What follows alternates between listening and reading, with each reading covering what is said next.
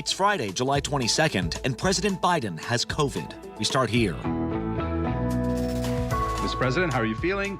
He said, I'm feeling fine. The White House says it's a mild case, but nothing's a sure thing with this disease. When you're talking about a 79-year-old patient, this is not a walk in the park. We'll talk about the risks and treatments for the president and the political concerns that have now been unmasked. Meanwhile, Donald Trump made a purposeful choice to violate his oath of office. the January 6th committee just accused the former commander-in-chief of a crime, but who would even prosecute it? We don't accept tyrants and despots and coups and insurrections. We go one-on-one with a member of that committee to ask what comes next. From ABC News, this is Start Here. I'm Brad Milkey.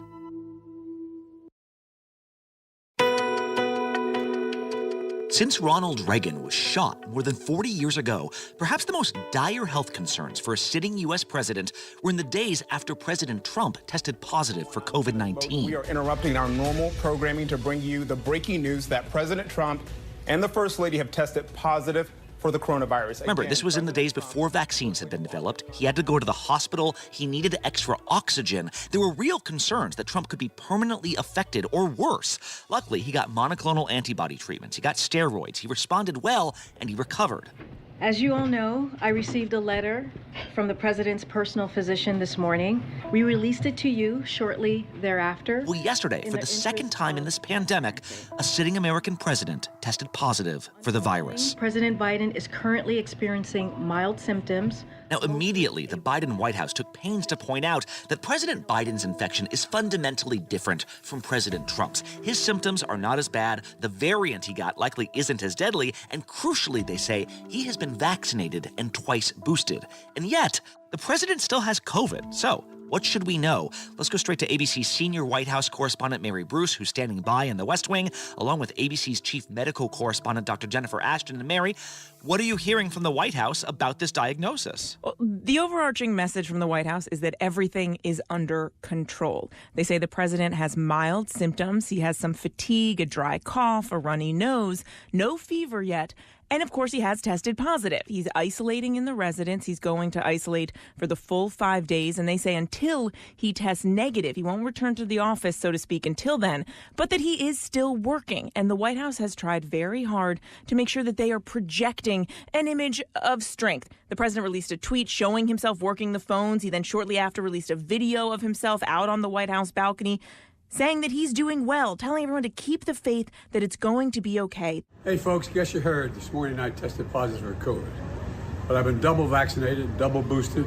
Symptoms are mild, and I really appreciate your inquiries and your concerns. They are trying to assure the American people that despite the fact that the president of the United States has COVID, that he is still very capable of doing his job. Well, and so, Dr. Ashton, the biggest question, of course, is the president of the United States going to be okay?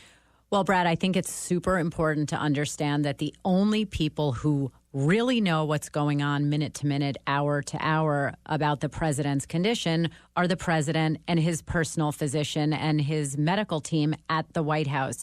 There's a saying in medicine, you hope for the best and plan for the worst. And when you're talking about a 79-year-old patient, this is not a walk in the park. However, everything that we heard from the White House press conference and that we've heard released from both the president and Dr. O'Connor, the personal physician of the president, sounds as good as it could possibly be with a 79-year-old patient who has tested positive for COVID-19. In terms of my conversation with the president, he sounded great. I asked him, Mr. President, how are you feeling? He said, I'm feeling fine. He's being treated with an antiviral medication, Paxlovid, which has been shown in clinical trials to reduce the risk of hospitalization and death by about 89%. He's feeling fine. He had been working all morning. He hadn't even been able to finish his breakfast because he had just been busy. I encouraged him to finish his breakfast.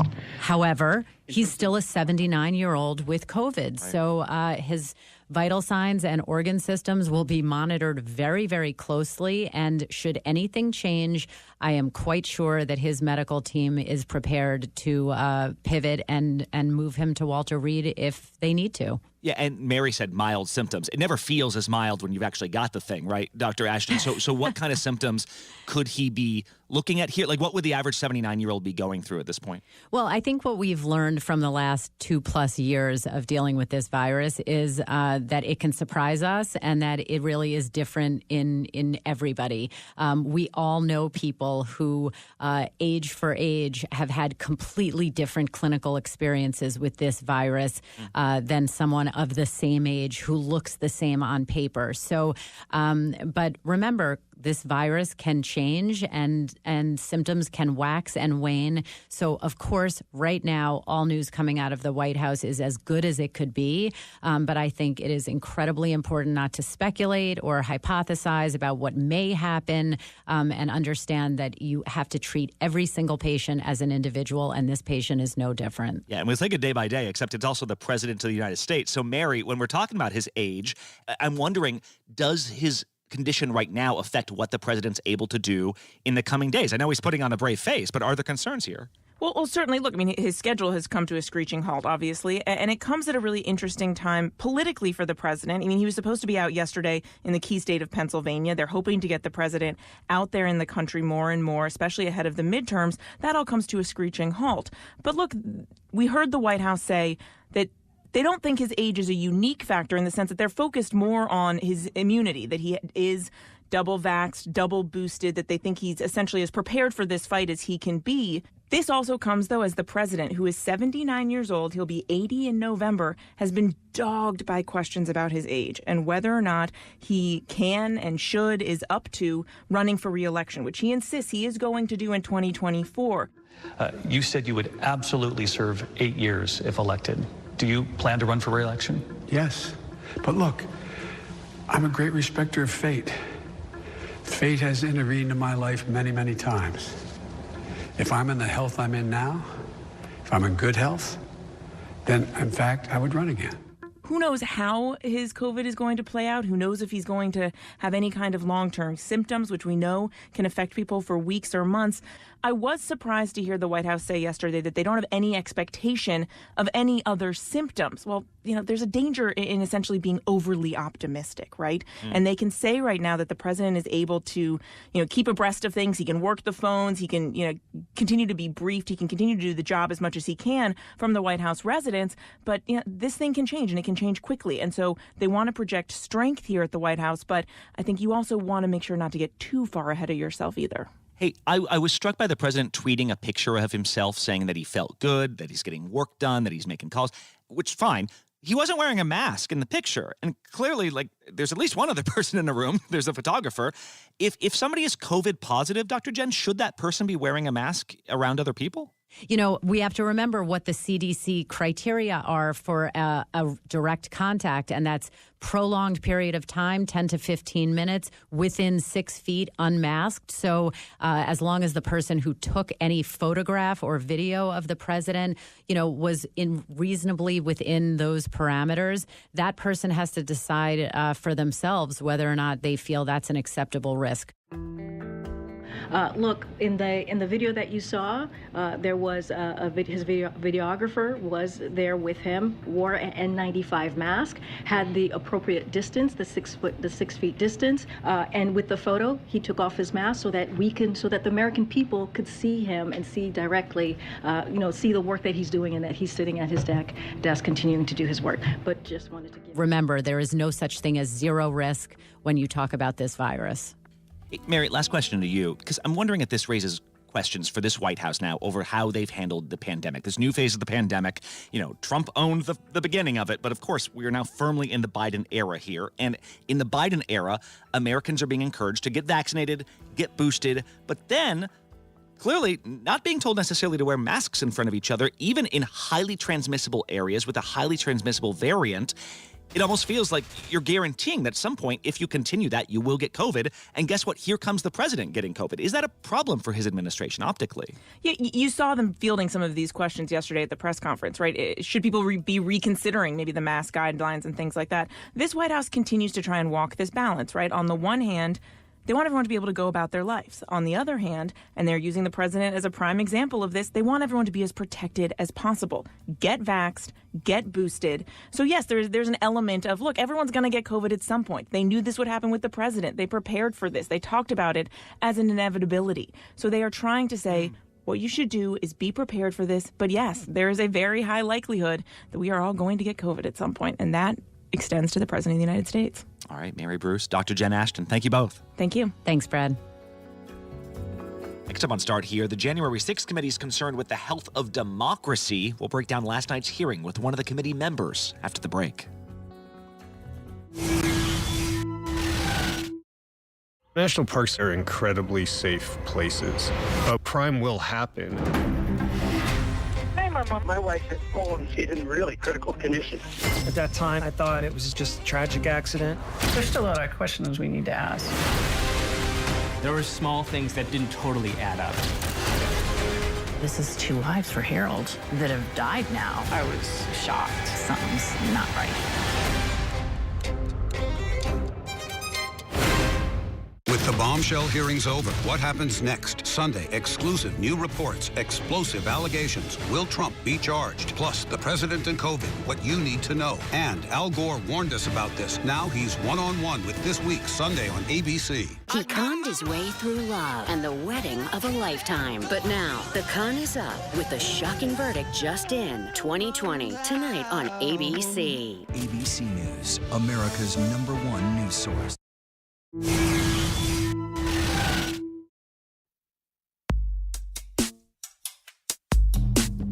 If you want to tell a good story, Netflix dramas and podcast series have figured out a pretty effective way of doing it. You do it as a mini-series, right? A handful of episodes, tightly scripted, building toward a dramatic conclusion. That seemed to be the format being followed by the House Select Committee on January 6th.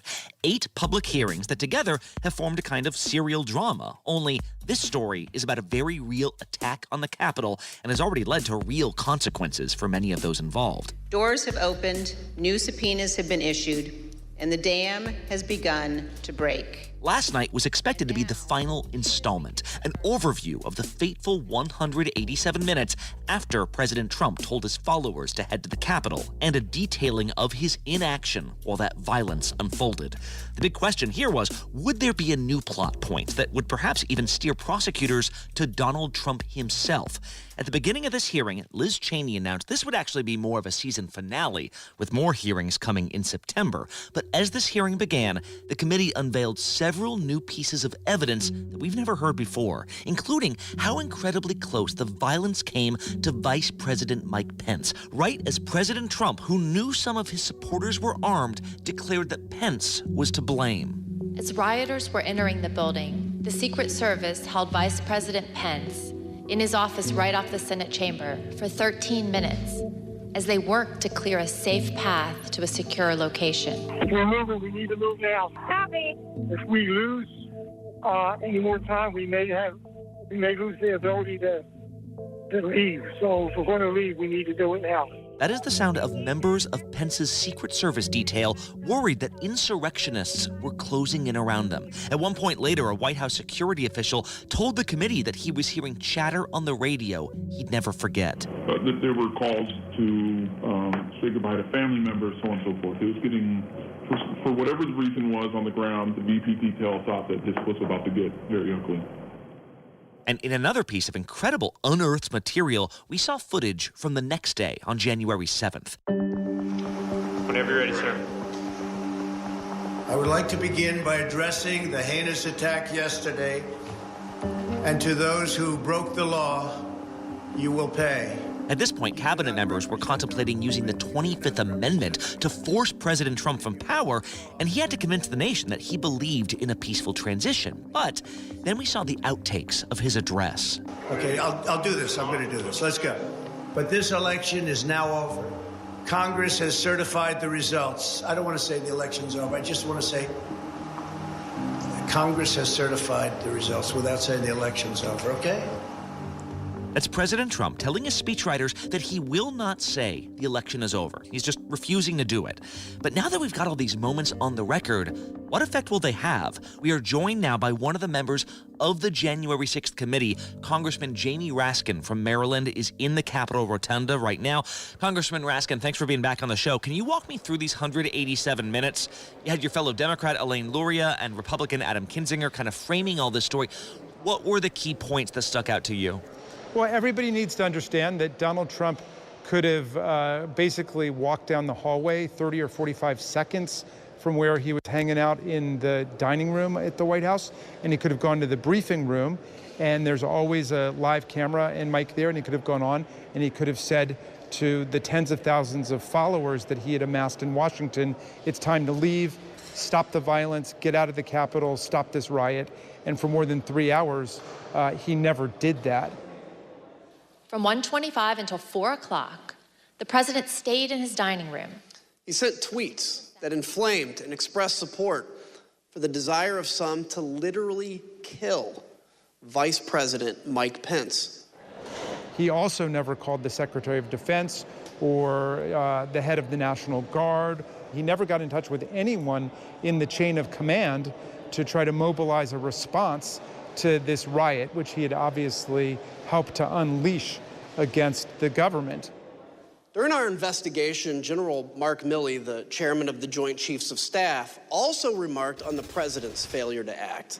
Commander-in-Chief, you got an assault going on the Capitol of the United States of America. And there's nothing, no call, nothing, zero. We don't have an exact record of what he was doing, but some of the things we know that he was doing included calling senators to get them to participate in continuing obstruction and delay and postponement of a vote, his continuing efforts to put pressure on Mike Pence to assert lawless unilateral powers to reject electoral college votes that are powers not in the Constitution. Ms. Matthews, after President Trump's tweet about Vice President Pence, you told us you spoke to, immediately you spoke to Kayleigh McEnany. What did you tell her, and where did she go afterwards? After the tweet about the vice president, I found Kayleigh and told her that I thought the president needed to immediately send out a tweet that condemned the violence that we were seeing, and that there needed to be a call to action to tell these people to leave the Capitol. And she agreed and walked over to the Oval dining room to find the president. And then he spent the rest of the day, as far as we can tell, resisting all of the overtures from Republican members of Congress, his own staff, his own family, to tell the mob to leave and to intervene as the commander-in-chief of the armed forces, as the president of the United States, to try to turn things around. And he didn't do it. All we got from him was further incitement and exhortation to the mob, but as president and commander-in-chief, nothing. As he was gathering his things in the dining room to leave, President Trump reflected on the day's events with a White House employee. This was the same employee who had met President Trump in the Oval Office after he returned from the ellipse. President Trump said nothing to the employee about the attack. He said only, quote, "Mike Pence let me down." But is there a difference between not doing something, just kind of sitting back, watching the TV all day, and committing a crime? Like Adam Kinzinger repeatedly used the term dereliction of duty, which is actually a phrase that they use in military law before. It's military crime. But is there a crime here that you guys can point to that you think should end up being prosecuted? Well, let me start with this. This was a massive constitutional crime, as 57 of 100 senators agreed in voting to affirm what the House said, which is that President had incited the mob to engage in insurrection in the impeachment process. It was clearly a massive moral offense against the country, and we've proven that over the last 8 hearings. In our hearing tonight, you saw an American president faced with a stark and unmistakable choice between right and wrong. There was no ambiguity, no nuance. Donald Trump made a purposeful choice to violate his oath of office. As to a legal crime, that's going to be up to the Department of Justice and the courts. And, you know, Donald Trump is guaranteed the presumption of innocence just like everybody else. But I'll tell you this, if you've got a bank guard who stands by and watches a band of robbers come in and rob the bank and doesn't do anything, even though that's his job to do it. And then it turns out that he'd helped to create the band of robbers, and he knew that they were armed, and he incited them and exhorted them on to further action. That is a crime. At the very least, it's aiding and abetting, and it may be a conspiracy to rob the bank. So his official inaction is just one piece of evidence that you have to put in the entire sequence of the actions that we've shown he's committed over the last 8 hearings. But that's what I'm wondering. Are there specific I appreciate that you guys are not in charge of deciding who gets prosecuted and who's not, but are there specific charges or types of crimes at the federal level that you guys have looked at saying, oh, this actually could apply or this does not apply? Well, you don't have to trust me. I mean, you can start with Judge Carter, who in the John Eastman litigation said that he found it was more likely than not that President Trump had committed crimes, and he listed specifically conspiracy to interfere with a federal proceeding, which is a serious offense. He also mentioned conspiracy to deprive the American people of a free and fair election. That also is a serious offense. And there are all these Proud Boys and Oath Keepers who, of course, Roger Stone and Michael Flynn and others were involved with, who have been charged with seditious conspiracy, which means conspiracy to overthrow or put down the government of the United States. So there are lots of criminal charges out there and lots of conduct that prosecutors could say, this is enough to go before a grand jury to see if a grand jury would find that there's probable cause to issue an indictment. Hey, last question. If it's not a prosecution that you guys will consider sort of the measure of what was the measure of success for this series of hearings? How will you know if these hearings did their job? Well, look, our job under House Resolution 503 was to examine and then to tell the people of the country and the Congress the facts of what happened on January 6th, the causes behind them, and then what we need to do moving forward in the future to fortify our institutions against future coups and insurrections and attempts to usurp the will of the people by stealing an election. So we still have that important third part of our work to get done. But I think in terms of ferreting out the truth, telling the people truth in an unvarnished and objective way, we've done that. And every American must consider this. Can a president who is willing to make the choices Donald Trump made during the violence of January 6th ever be trusted with any position of authority in our great nation again?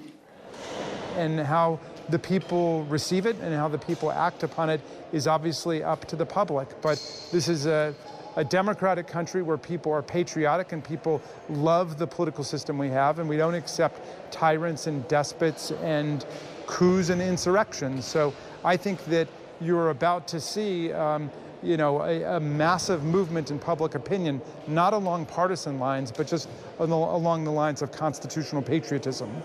All right. And Liz Cheney, by the way, the co-chair of your committee, saying that there will be more hearings in September. We'll see what happens then. Congressman Jamie Raskin from Maryland, thank you so much. Thanks for having me.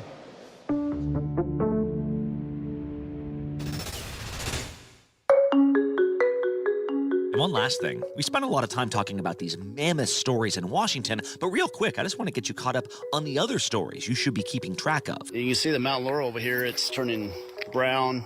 Agorita turning brown. And obviously a major drought.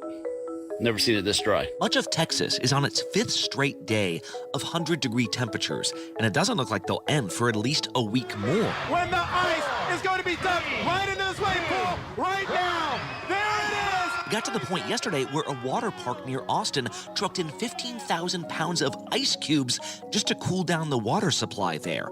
But what do you do for people who can't escape the heat? In Arizona, a video has gone viral of a UPS driver apparently suffering from heat exhaustion. Through a doorbell cam, you can see him bend over to deliver a package and then stagger and collapse to the ground. Every week, drivers are dropping like flies due to heat conditions, and UPS is killing drivers. And delivery workers say this is becoming more and more of a concern. After all, when you're stopping and starting as much as they do, you might as well not have air conditioning. The fact of the matter is that no amount of training can prepare your body for 160 degrees, 10 to 12 hours a day, 6 days a week. Meanwhile, as the rest of the country is confronting this new era of a pandemic, New York State is revisiting a very old one. This patient is a young adult, was unvaccinated, and has suffered paralysis, which is likely permanent. Officials there say a young woman has contracted polio. That's right, polio, as in the virus that can cause paralysis. Apparently, this is not the original strain of polio that flourished around the world, but the version that was developed for an old oral vaccine back in the day. The new vaccines do not cause infections at all, so doctors say it's a reason to make sure children are vaccinated since those old strains can still circulate.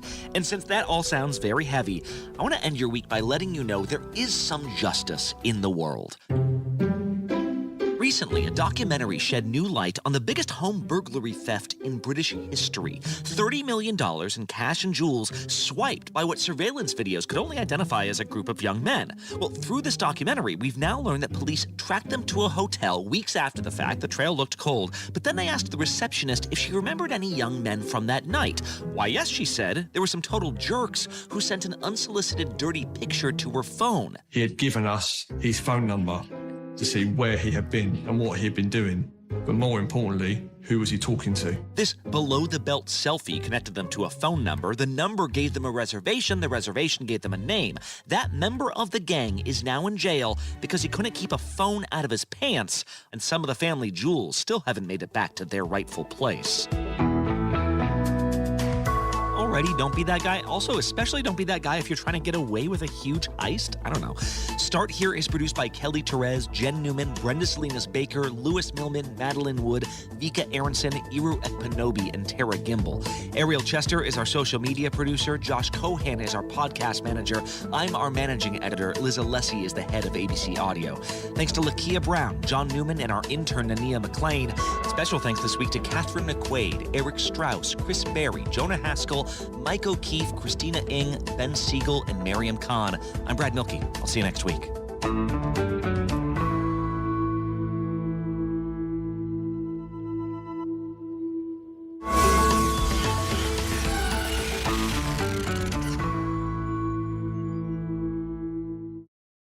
All right, here we go. You ready? Let's do it. Yes, it's the show America wants and America needs right now. This is What Would You